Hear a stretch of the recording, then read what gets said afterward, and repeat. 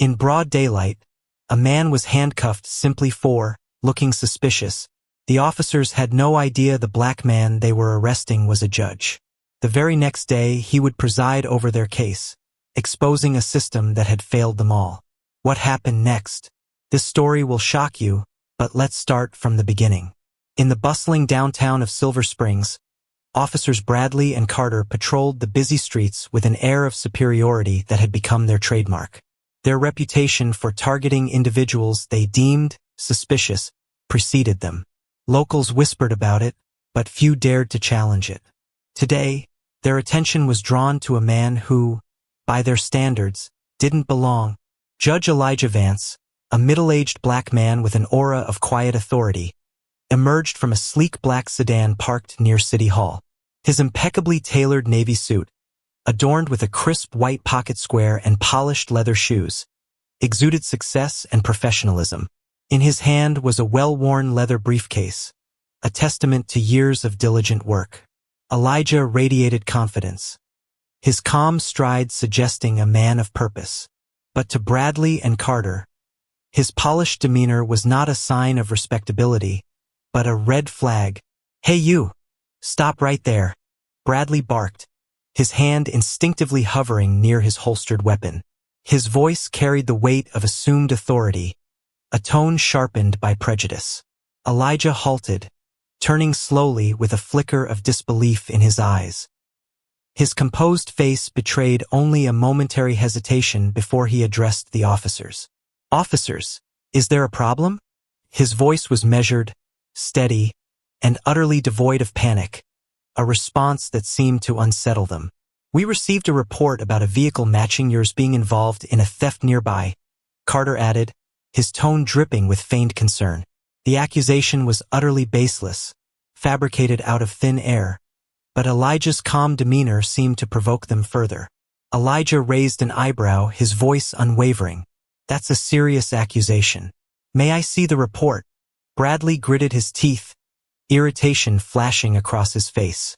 "Hands where I can see them. You're under arrest for obstruction of justice," he snapped, escalating the situation without cause. Passers-by froze, their expressions a mixture of shock and unease. Several phones were drawn, recording the unfolding scene. Elijah complied without resistance, his movements deliberate as the cold metal of the handcuffs tightened around his wrists. "You are making a grave mistake," Elijah said, his voice low but firm. The officers responded with mocking laughter, completely oblivious to the storm they had just unleashed. Inside the precinct, Judge Elijah Vance sat calmly in the holding cell. His composure stood in stark contrast to the chaos and hostility around him. Officers Bradley and Carter, bolstered by the false sense of power their badges afforded them, seized every opportunity to taunt his silence. "Thinks he's some big shot," Bradley sneered, eliciting a chuckle from Carter. "Probably thinks staying quiet makes him look innocent," Carter added with a smirk. Elijah's stoic expression remained unchanged. His silence only deepened the unease in the room. His infrequent requests for a phone call were met with outright dismissal. Instead, they subjected him to hours of aimless questioning, their line of inquiry more about exerting control than uncovering facts. Outside the precinct walls, a different story was unfolding. Videos of Elijah's arrest, recorded by bystanders, began to spread across social media. The clips captured every unjust detail: the fabricated accusations, the heavy-handed treatment, and Elijah's dignified compliance. Outrage erupted online as activists and community leaders condemned the blatant racial profiling. News anchors debated the footage, questioning the officers' motives, while hashtags demanding justice began to trend. Unaware of the firestorm brewing beyond, Bradley and Carter reveled in their perceived triumph. To them, Elijah was just another arrest, a number to pad their statistics. The idea that they had detained someone of importance never crossed their minds. In his cell, Elijah finally broke his silence. His voice cut through the air with quiet authority as he addressed the duty sergeant. "I need to contact my office. I have court tomorrow." The sergeant smirked, leaning casually against the desk. "Court? You planning on defending yourself in front of a judge, are ya?" Elijah's gaze was unwavering as he replied, "No, I am the judge." The smirk vanished from the sergeant's face. Silence filled the room, broken only by the clatter of a keyboard as the sergeant frantically checked the database. His face paled as the truth appeared on the screen. Elijah Vance, Justice of the Peace, presiding judge at Silver Springs Municipal Court. The weight of their mistake began to sink in, and panic spread like wildfire through the precinct. The storm they had unleashed was about to turn against them. The next morning, the courtroom buzzed with anticipation. Journalists jostled for space, their cameras trained on the entrance. Community members, many of whom had watched Elijah's unjust arrest go viral, filled the gallery, their faces etched with outrage and curiosity. Tension was palpable as the clock ticked closer to the start of the hearing. When Judge Elijah Vance entered the courtroom, the room fell silent.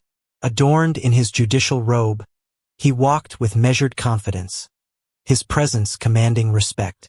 No longer the man in handcuffs, Elijah stood as the presiding judge, his authority unquestionable. He took his seat at the bench, his gaze sweeping the room, lingering momentarily on the two men who had arrested him. Officers Bradley and Carter entered moments later, their usual bravado replaced by evident discomfort. Their faces were pale, their eyes darting nervously around the room, avoiding the stares of the audience and the piercing gaze of the man they had so recently humiliated. Officers Bradley, Officers Carter, Judge Elijah Vance's voice rang out, firm and resolute. You stand accused of racial profiling, unlawful arrest, and abuse of power. Do you have anything to say in your defense? The officers fumbled for words. Their responses were disjointed and unconvincing. They tried to justify their actions with weak excuses, claiming they were following protocol and acting on a report, but their defenses crumbled under the weight of evidence. The courtroom reviewed the viral videos of the arrest, clearly showing Elijah's composure starkly contrasted with the officer's aggression. Witness testimonies described the fabricated accusations and excessive force. And then there was Elijah's impeccable record, a justice of the peace with years of dedicated service to the community. As Elijah conducted the proceedings with unflinching professionalism, the fire in his eyes betrayed a deeper resolve. The irony of the situation hung heavy in the air. The officers had arrested a man on his way to meet with the mayor about community reform, only to become the embodiment of the systemic problems he sought to address. By the end of the session, it was clear the truth had unraveled completely. Their narrative shattered, leaving Bradley and Carter exposed, and justice poised to take its course. The verdict came swiftly, delivering a clear message. Officers Bradley and Carter were suspended without pay pending further investigation. Their reckless actions and the blatant racial profiling they exhibited were no longer matters for internal discussion. They had become matters of public outrage. The police chief, visibly strained under the weight of the scandal, issued a public apology. He admitted that the department had failed, not just Judge Elijah Vance, but the entire community. But no amount of remorse could undo the damage to the department's reputation, now seen as a symbol of systemic racism. For Elijah, the ordeal became a turning point, not just personally, but for the community he had long served. Rather than harboring bitterness, he chose to channel his experience into action. With his judicial platform and newfound public support, Elijah spearheaded an ambitious initiative to reform the local police force. He worked tirelessly with city officials to develop mandatory training programs focused on dismantling racial bias, fostering community engagement, and rebuilding trust between law enforcement and the citizens they were meant to protect. The story of Judge Elijah Vance, an honorable judge wrongfully arrested by the very system he represented, galvanized the community.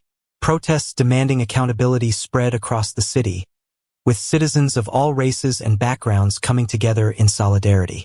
The incident sparked statewide policy reforms, including stricter accountability measures for officers and the establishment of independent oversight committees to investigate misconduct. Months later, as the dust began to settle, Elijah found himself on the steps of City Hall in a rare moment of quiet reflection. Below him, a diverse group of police recruits, each selected under the new reforms, filed into the academy. Their faces held a mixture of determination and hope, representing a vision of law enforcement built on equity and respect. A faint smile touched Elijah's lips, reflecting his cautious optimism. While the scars of injustice still lingered, he allowed himself to believe that change was possible. One day he thought justice would no longer be an uphill battle. It would be a given, a foundation upon which society stood unwavering and fair. For now he remained steadfast in his mission, knowing the fight was far from over, but also realizing that progress, however incremental, was worth every step.